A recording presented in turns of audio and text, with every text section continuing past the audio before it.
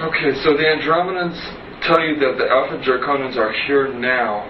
Where? There are 1,833 of them that have been living underground between 100 and 200 miles beneath the surface. They've been here, some of them have been here a long, long time. They have lifespans that are thousands of years. They're carnivorous. They're not friendly to mankind, at least the ones that are here. Are you saying carnivorous, they eat humans? Yes. And they won't eat a dead human. It has to be alive at the time of the killing. Their preference is children. And we've been told, you shouldn't talk about that. There are other people say, well, you better not talk about the reptilians. Well, bull. Why not? According to the Andromedans, they're responsible for 31,712 children disappearing in the last 25 years from the United States. These children were food. And I'm supposed to just shut up and not say anything about it because people don't want to hear it?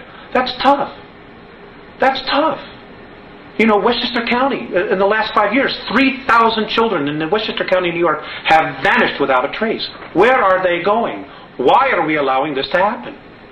And why should people stay in denial about it? Now, how are they able to do this? How are they able to do it? How are they able to come up out of this from underground and do it, or do they have? There are tunneling systems everywhere. They're being helped by the Greys, and also there are groups within the higher echelon that are actually helping them acquire this. So human beings are abducting the kids and giving them to the Greys, who in turn give them to the Alpha Draconans? That's right. That's part of the deal. They won't come up as long as we feed them down there. You understand? It's about human beings selling themselves out. The echelon attitude here, the needs of the few outweigh the needs of humanity. And sorry, that just isn't right. But it's going to have to be humanity that's going to rise up and take the stand. You're just going to have to turn off your televisions. They're going to have to get in their car. They're going to have to fire everybody in Washington, D.C. that knows and does nothing. And they're going to have to do something. This apathy's got to end. Otherwise, the way we live is going to end. Period. I mean, that's the bottom line. And I'm not coming from a fear space. I'm really quite angry about the apathy and the fact that, when people give lectures and try to tell this, people want to stand up and fight with them. Look at what's happening around us. The indications are everywhere. Everywhere. The truth is now an obscure thing. The lie is the norm. There's something wrong here. What's wrong with this picture? Sorry, I'm getting crazy.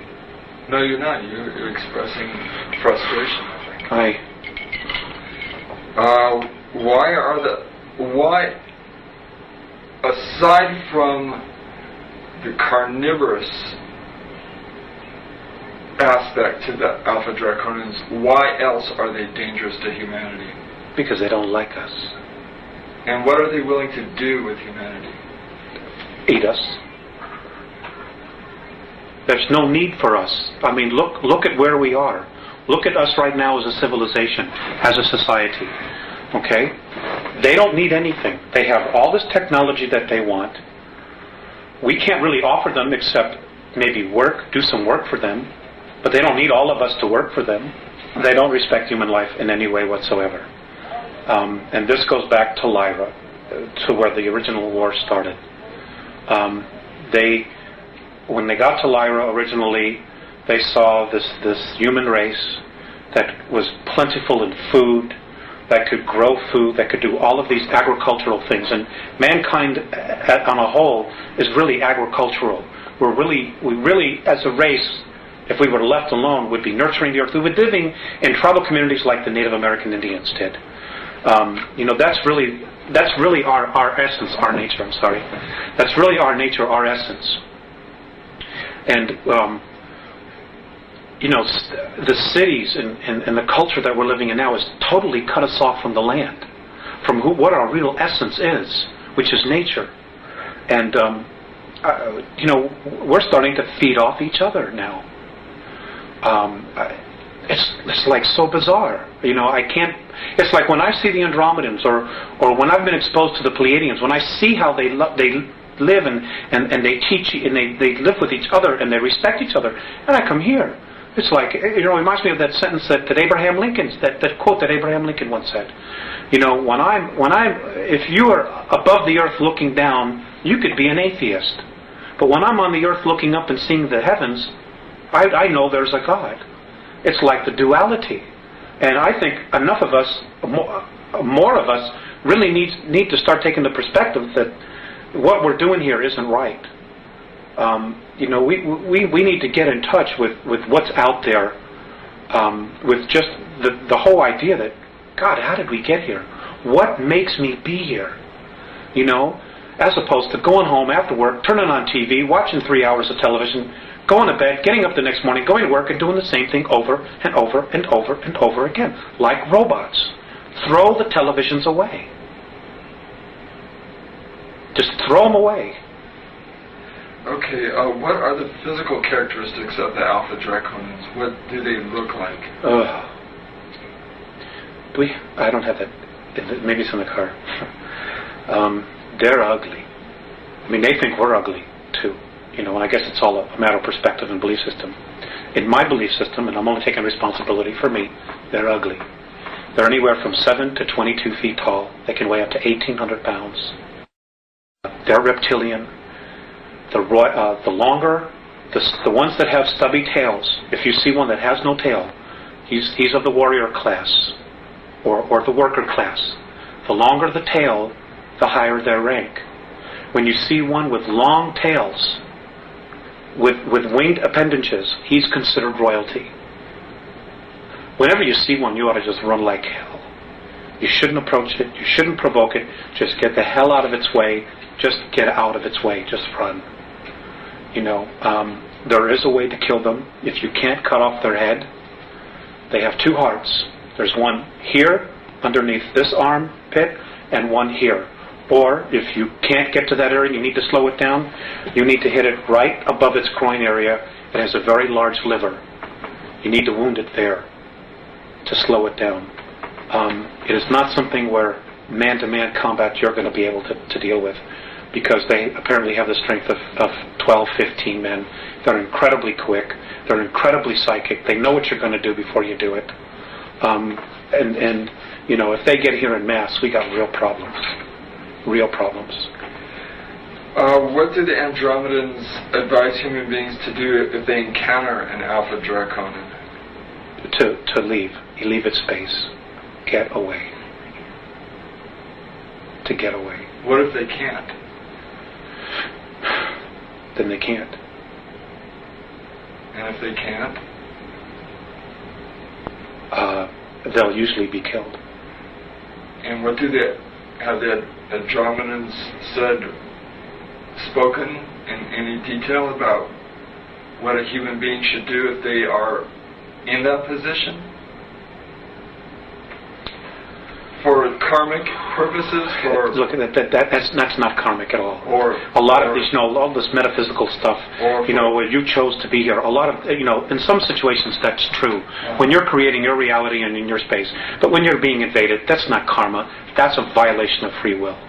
If your free will is being violated, Alex, what should you do? You should ask for help. Okay. Ask for help. Put a call up to God. Put a call up to heaven. Put a call to the Andromedans, the Pleiadians, whomever. Just put a call up and deal with it. I don't know. That's just the nature of the beast. They don't like us. We're considered a food source for them. For them. We're a food source for the Greys, but in an entirely different way. Have they taught us to be carnivorous through the belief systems? Have they taught us to eat meat and eat flesh? Well, it lowers the body's vibration. It lowers the body's vibration. So, if our body vibrated at a higher length, we would spiritually be evolving regardless of what our religions were teaching us. And they can't have that. They can't have us being free. They can't us not being in control, because then we're responsible for ourselves. So as we move away from eating meat and more towards vegetarianism, we begin to raise our vibrational level and break this cycle. It helps. Not everybody has to stop eating meat. It's not an absolute requirement. It certainly helps. But some people's belief systems will be that they just need a piece of meat. And for whatever their reasons are, that's fine. If you want to eat meat, that's fine. But you know what? Feed your mind.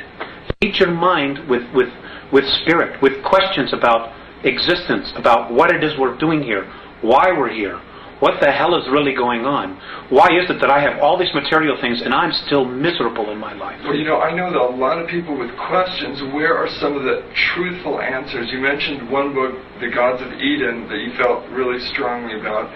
What other sources are there that you feel that we have access to, aside from our inner selves, which is actually the best place to probably begin looking? But are there other starting points that people can use that you know of? I mentioned Gods of Eden. George Andrews' books, E.T.s Among Us. There's a lot of information in there that not only deals with the E.T.s, but also the world political government, which right now is very dangerous for humanity, because it's part of the Great Plan. It's part of their regressive alien plan to keep us in jail. Okay, do not pass go, but keep us in jail. Oh God, suddenly I draw a blank. Okay, just as you think about it, interject it into right. the conversation. Okay. You mentioned throw the television out. Are television programs conditioning our youth into accepting these hostile beings, do you think? Or is that just human beings doing anything for a buck? I don't necessarily know. I don't know. But the violence is desensitizing. Violence is just a way of life now. We've been taught that. We've been programmed that violence is just a way of life.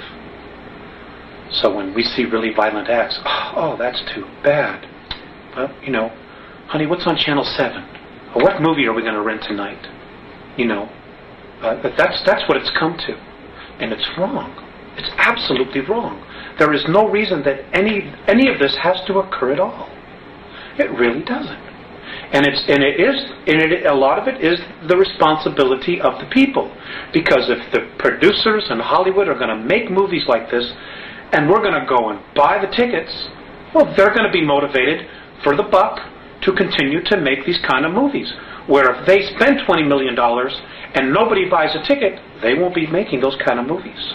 So it comes back to people taking personal responsibility for what they think, what they want to believe, and what it is that they want to create.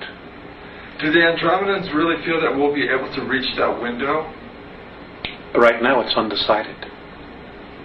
And that's the scary part. They don't know. What would help push it forward? I don't know. I really don't know. Except for just, start listening to people that are talking. Start really paying attention to what's going on. My grandfather used to have a saying, believe nothing that you hear and half of what you see. I wouldn't believe a thing that comes out of Washington, D.C. In fact, it's my own personal belief that this next election that's coming up next year in November, that every American should march on Washington, D.C. and should fire every single person that's there. They have run this country into the ground. They have totally sold us out to the United Nations for a buck, for the debt. And, even the monetary system, it's just a belief system. We could change that tomorrow if we wanted to. I mean, we're so intelligent. We could create something different, but we're believing, we've got to have this money. Do you know that we're the only race in our galaxy where people starve, that people are homeless? It's such bull. It doesn't have to be like this. If you're alive and you're on a planet and other civilizations, even the Draconian races, they take care of their own. They don't sell out each other like we do here. They don't throw somebody in the street because they don't have a paper, which is really what it is. The only value on it is what we believe it is. They just don't have that. They don't let children starve. They don't feed grain to cattle that feed 20% of the population and let the other 25% that need the grain starve. It's unconscionable. They would never even think to do that. But we do it here. For bucks. For money. For power. That's part of that conditioning process that's been going on 5,700 years. That's part of it. But the responsibility is that there are people that know what is going on and they play the game anyway. They don't have the courage to say, look folks, let's deal with the realities here. You know, we don't have a guy that's strong enough in office as president to stand up and say, you know what, ladies and gentlemen, we've really been sold out. That there are forces within our government, like what Kennedy tried to do, that just flat out want to destroy the United States because we're too good, because we have too much. Instead of raising the consciousness and the life, everyday life, what's the word I'm looking for? A standard of living. Instead of raising the standard of living that we have globally, they would rather just destroy the United States, or destroy our standard of living, so that we're comparable to everybody else. So now everywhere is a third world nation, and that's exactly what they're doing. And they're doing it for power, for greed. We're selling out our own, and it's just. Something's got to be done. Could you describe the human military bases on the dark side of the moon, Mars, and the Mars probes as Andromedans, and how the Alpha Draconians fit into this scenario? The Mars probes, the Russian and the US one, they're gone. They were destroyed. They're history. There's no secret here about, well, it's taking pictures privately. You know, and it doesn't matter whether you believe that or not. It's history. Okay, March of '89, the Russians took pictures. Mars was invaded. We had a human colony there of 300,000, so I'm told. One was underground, one was above ground, Adam and Eve. They're conquered. They're being taken over. The human beings that are from Earth, that volunteered or were kidnapped to go there, are in deep trouble. Many of them have already been eaten. Some of them have already been killed. There is nothing we can do here as a race to help them. So Mars was conquered by the Alpha Draconians. That's right. They came in. There's 100,000 of them there. They have approximately 2,111 scout craft there. They're in an area underground that is 64 square miles, known on Mars as the area of Tempe Terra. That's where their base is. It's an ancient base that they had. It's over 1 million years old, and the last time it was in full bloom was 317,000 years ago. Now, if we begin to train all our telescopes on that, are we going to be able to see activity going on there? I suppose that we would. I have a feeling that they already are seeing incredible amounts of activity, but they're not allowed to say it. They're just not allowed to say it. Nor, who's going to want to jeopardize going to jail, being ridiculed, being fired, giving up everything they have to come up and say, well, I'm an astronomer, and I was looking at Mars, and I saw alien craft, and I know there's a base there, and it's being conquered by reptilian aliens. Who's going to have the guts to come up and say it? Nobody in the power elite. Nobody wants to blow their mortgage. But somebody's going to have to, right? Well, yes. But eventually, it's going to be too late by the time they do it. Is that what you're thinking? Yes. And that's exactly what the Andromedans are thinking. You see, you know, there are people probably saying, well, God, why don't they just come down and save us? There's a lot to that. Number one, if we're rescued, we don't permanently evolve ourselves. Number two, we won't take responsibility. If something goes wrong, we can always blame it on them. Number three, it doesn't just change our reality, it changes their reality as well. Number four, the Andromedans and most of the other benevolent races, they don't want to have to come down here and babysit us. That's not their job. It's not their job at all. Now, in the way you told me... And number five, let me just add this. Look at how we've treated our Earth. Look at how we've trashed it ourselves. You know, they're like, why should we come down here and help you when you don't want to even help yourself? Or even make the effort? You know, the cleaning up the planet we're giving to government bureaucracies. Well, here's $3 billion here. There's $10 billion there. Here's the super fund to clean up toxic waste, $20 billion. And the place is getting worse. You know, that's not the problem. The problem is on an individual level, on an individual basis. Just don't create plutonium anymore. Just don't create styrofoam anymore. Just tell the industries, the corporations, because we're the ones who control it. We're the ones buying the products. We won't buy it unless you fix it. End of story. Period. We need to change it. It's our planet. We are the bulk of humanity. It isn't the corporations. It isn't the Fortune 500. It isn't the Committee for 300. And it isn't the Trilateral. We could fire all of them if we had to. Period. But it's coming together and it's doing something about it. And it's going to have to be grassroots, and people are going to have to start doing it soon. Are these leaders going to, if we do raise up and do a grassroots uprising, when they order the military to quell that like they do at Kent State or any other political demonstration? They probably will try. They probably will try. You're absolutely right. You're absolutely right. But you know what? Let's take an example of the American Revolutionary War. 4% of the population of the colonies actually rose up and fought the British.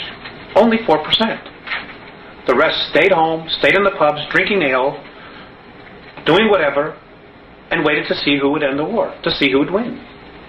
And then when we won, everybody wanted to take credit for it. But it was really only 4%. Those heroes. And those 4% changed the face of the world. Well, 210, 12 years, whatever it is now, we're right back at the same place where we're being called to do exactly the same thing. But the paradox here, Alex, would be then that if we begin to war against ourselves, that's going to exactly fuel the whole fire that's going on. Maybe for a brief time it would. Until one side surrendered or saw the light. Do you know much about the New World Order? Do you know that they're building concentration camps to put millions of people in? Do you know that the United Nations has got 300,000 troops in the United States right now that they're going to use to confiscate weapons? And they're sending our active military troops out of the United States so they won't be here when this happens? Are you aware that that's going on? Do you know that just off the coast of, just south of the border in Veracruz, there are 300 tons of Soviet military equipment ready to invade? I mean, this is that there are states actually wanting to succeed from the Union. Yes, there are 9 different regions. The United States has already been designated to be split up. They're getting ready to totally dismantle the United States of America. And the only real part of the United States of America, and I get so angry with this, is Washington, D.C., 68 square miles. That's really all that is the United States. We are in the Republic of Arizona. People in California are in the Republic of California. It is those separate republics that make up a United States. Washington, D.C. has totally manipulated everything. We're no longer the United States, what the forefathers founded. It isn't that at all. And in 1992, the Congress approved the UN Charter. Well, what people aren't aware of, because it wasn't printed in the press, in the newspapers, in our controlled media, is that because it's a treaty, it supersedes the Constitution of the United States. The UN Charter is now the law of the land, not the Constitution anymore. And in the UN Treaty, Articles 55 and 56, look it up, folks, prove me wrong, state that the United States Congress no longer has to abide by the U.S. Constitution. As of 1992, the United States of America ceases to exist. They just haven't told the people yet. And they're not going to tell them until after they have outlawed all weapons, after they have totally regulated the Second Amendment and taken everybody's firearms away, so you can't fight, so you can't stand there and be free anymore. This is all part of the plan. This is why the Andromedans are so strong about trying to make the awareness here in the United States, because not only does it control media, but there are some incredibly strong spiritual essences here, people here, and we did this no less than 200 years ago, and many of the souls that were there then have incarnated again, and they're here. Jefferson is alive, their soul. Franklin's alive. Kennedy's back. Bobby Kennedy's back. Martin Luther King. Andrew Jackson, Lincoln, they're all back in physical form. They've all incarnated, they're all here in the United States. Because right now, this is where the battle is, between light and dark. You've got the grays over us, you've got the reptilians underneath us, and between us you've got humanity, of the human, you've got the American people, all of the world, but you've got humanity sandwiched in the middle, wondering what the hell is going on here. Let's talk for another 10 more minutes. Okay. What is the ultimate agenda then of the Alpha Draconians in relation to Earth and to this part of the galaxy?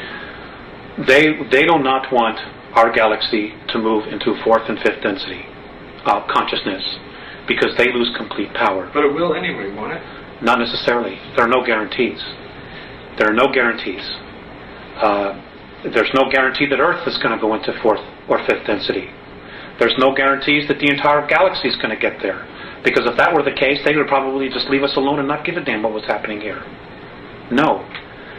You see, the Draconians are third density. They're physical just like us. They can only move into fourth density by mechanical means. If we move into fourth and fifth density, they've lost their playground. They've lost control of what they want to control. So they're fighting like hell, trying to hold everything back. Because if they can hold everything back, then again, it's a form of power, of control. Now, it's such a mess. Alex, how do the Andromedans plan to remove the Alpha Draconians? You said they're the bullies, are the strongest. Can they not be? Apparently, the universe has created its own way of doing that, and maybe this is a good place to end. In the beginning, and here's the history of our universe, where it was created. The Big Bang Theory is essentially right in its simplicity. But apparently, what happened was, as vibrations, as the universe starts to excel in light, this way, there are pockets, and you have to look at it as a holographic projection of light. When you put a shadow into a light, it creates a variance of the light. Well, apparently what happens is things that don't ascend or choose to take higher consciousness, they get very, very heavy in weight or in light, whatever you want to call it. And as everything starts to exceed up, bulges, dips in light are created, in frequency are created. And what happens is negativity forms, because of its weight, its heaviness, forms into these pockets. Well, what happens is they form a sac. And eventually what happens is those sacs break. And because everything is spirit and nothing is ever wasted, they form, when they explode, they cast themselves out and they form another universe. They create a space for them to continue. Well, that's how our black holes are. That's how they were formed. Those black holes, if we could get through them, would be to another universe. They're portals. And it would just explode out. Well, that's how our universe was created. Well, because of this new energy that's being formed, pockets of resistance are now being formed all through the universe. And in our galaxy, it's right now between us and Sirius. So the way that the Andromedans plan to remove the Alpha Draconians would be? Is basically to try to contain them, and their own energy themselves will suck them into a place of darkness so they can move out into another place. The Greys, the Orion groups, this is going to happen. It's happened before. They know it's happening now, and this is why everybody feels this intense energy. Things are suddenly really starting to increase. And it's simply because it is increasing. So at a prior time, then, they were sucked out of another universe into Alpha Draconis? Is that basically essentially what happened? They were sucked from wherever they were into another universe. How somehow that universe, or the beings in that universe, wherever they came from, said, we got to get rid of these guys. And they literally brought them here from their universe and dumped them and said, boom, this is where you are. Because they came here in physical form, which means they had to have been brought here. They didn't evolve like all the other life forms here have evolved. They were brought here in full physical form, which means they were created someplace else and dumped here and said, your history. Well, someplace else then, there's some very irresponsible people.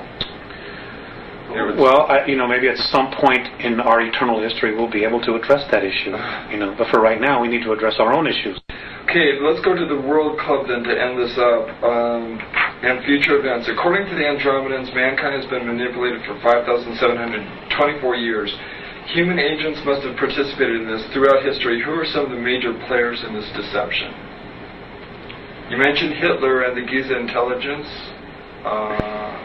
Most of the pharaohs, most of the ancient Egyptian gods. I mean, there's so many. I couldn't honestly tell you. I mean, history is chock full of it. I think what people need to do is go back and look at what we call mythology and really start giving it a second look. Richard Thompson, in his book, although I've not read it, but I've heard others talk about where he delves into the history of things. And it's also important to remember that just because it's history doesn't mean it's accurate history. Because it has been proven over and over and over again, whoever wins the war rewrites history. They write it to their benefit, to glorify themselves. And it doesn't mean that that's really what happened. And according to the Andromedans, our next major leaps in consciousness are going to come from science and archaeology. It isn't going to come from any spiritual leader or teachings. It's going to come from someone to say, you know what? Here's the proof. This is true. This is reality. And I don't know what this stuff is. We can't prove that. And it's time we really start paying attention. Maybe at a future time we can share more or do another interview or something. In a specific way, please describe in detail what the World Club is and who comprises it, and offer some specific examples of how they're controlling the rest of us. The banking circles, maybe? Yeah, it all evolves around money. The World Bank, International Monetary Fund. I mean, they've got the whole world in debt. Governments are giving away their mineral rights in perpetuity. The United States government is now in a position to declare a national state of emergency, suspend the Constitution of the United States, and nationalize.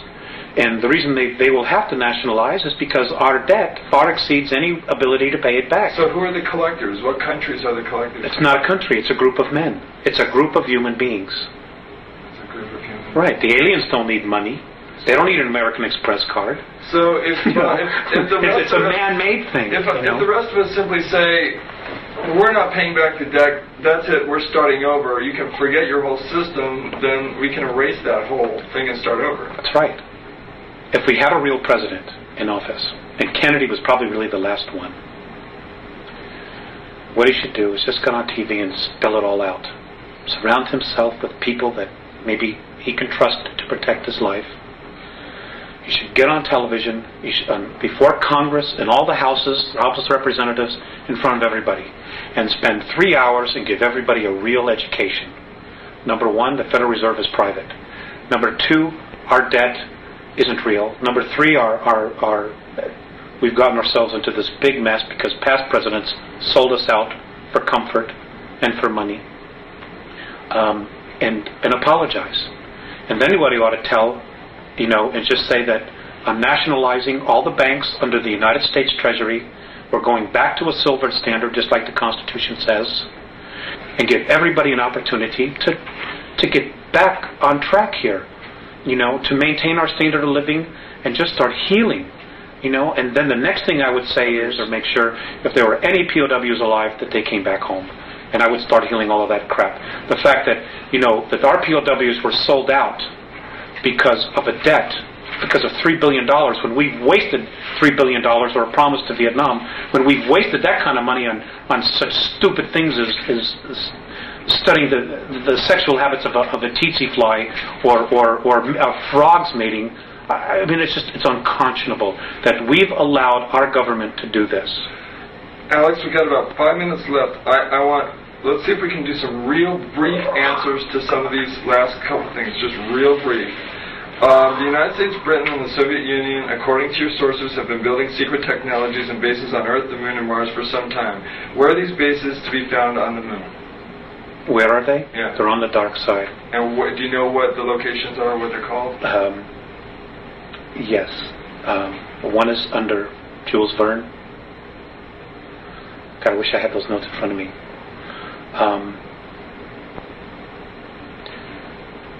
Let's come back to that. Okay. Have they told you anything about Area 51? Or Dulce, New Mexico? Yeah, there were a lot of stuff there. The actual underground base is not underneath Arcoleta Mesa. It's actually 20 miles to the northwest. That's just an entrance point in and out. This is Area 51. This is in New Mexico, Dulce. Dulce, okay. It's not exactly right there.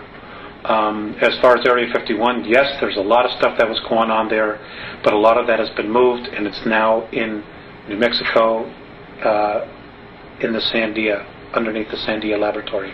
Diego Garcia Island. Diego Garcia Island, there's a base there. Pine Gap.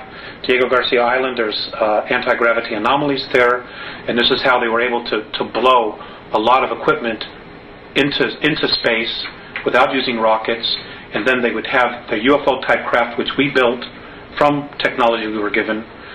They would hook a tow chain to it, and like a tow barge, just tow it to the moon. Okay, and you mentioned... And it runs, and the equipment that's there is run on free energy, stuff that was built that was created in the 1920s, that we've been absolutely not privy to. We haven't had to pump 1 gallon of oil out of the ground since the late 1920s. They've had free energy, but because of money, they've be controlled. They've allowed us to pollute the environment, to devastate the oceans because of petroleum products when we don't need it for money. Which brings us briefly to Alternative 4.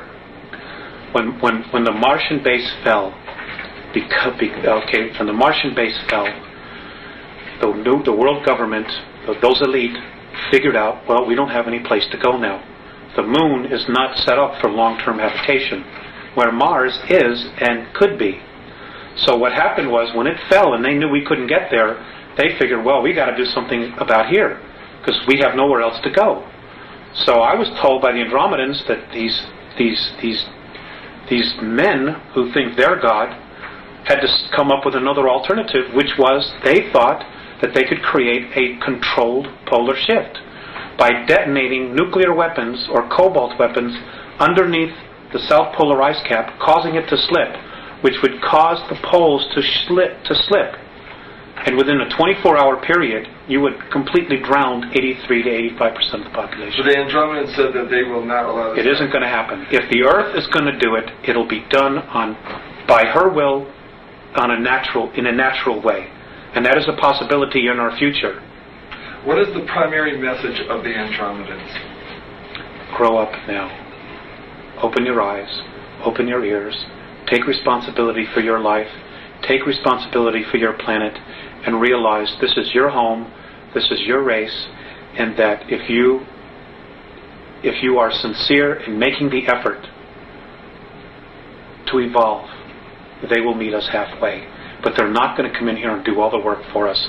Their single most important thing is, and I'll go back to that little saying, the love that you withhold is the pain that you carry.